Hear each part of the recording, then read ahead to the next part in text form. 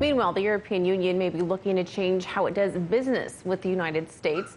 The German Foreign Minister Heiko Maas is continuing his call to create independent payment channels separate from the U.S. And for more, we're joined by a former UK Member of Parliament, George Galloway. Thanks so much for joining us. Welcome. Mr. Galloway, do you see this plan strengthening Europe's independence, or is this more about making the Iran nuclear deal happen without the U.S. per se? Well, it's both, and the previous item about President Macron, as well as this item about Foreign Minister Maas's comments, indicates the growing split between Europe and the United States and the possibility of rapprochement between Europe and its neighbours, including, of course, Russia. And Donald Trump, when he came over here, swaggering around like one of the Sopranos, demanding that people pony up double the expenditure on NATO, this was a turning point, in my opinion.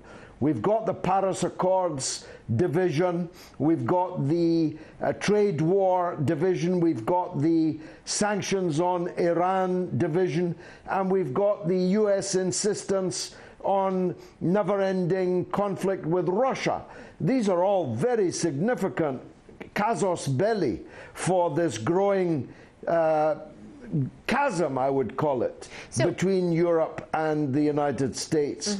Personally, I'm very happy to see the European territory regain its sovereignty, stop being a satellite of the United States. If the US wants to be exceptional, wants to be alone, that's fine. The rest of us can do well without it. So those familiar with SWIFT say creating a second European SWIFT without the US would likely fail, it would fall through, and as most are talking about how the original SWIFT is successful because of the dollar's dominance. So do you see where these analysts are coming from? Well, we have to end this dollar domination of international trade. The European Union is big enough, it's economically developed enough, and it has the instruments, or could have them, to set up a parallel structures. We could have a European Monetary Fund instead of relying on the International Monetary Fund, which is an instrument of US policy. We could price things in euros rather than in dollars. Many of the oil producers would be very happy to do that. What we can't have is US control of the international banking system, forcing sovereign countries, or in the case of the European Union, a union of important, historic sovereign countries, to bow the knee to decisions made in Washington. That's untenable politically, and it looks like the European leaders are no longer prepared to accept it. Well, it's interesting because now we're starting to see some of the effects from U.S. sanctions. I mean, we even saw France's Total pull out of a $4.8 billion Iranian gas project that it had just agreed to, only a year ago. So don't you see more cases like this happening if Germany moves forward with the second SWIFT?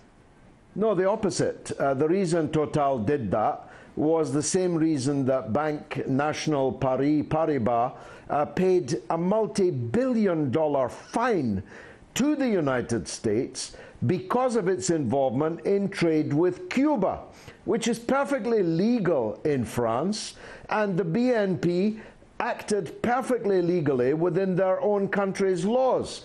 But they still paid the US a multi-billion-dollar fine because if they did not, the US would have used its control over the SWIFT system, which is based in Belgium but controlled by the United States, to penalize them much more in the longer term. This is untenable, and the United States has brought this division upon itself.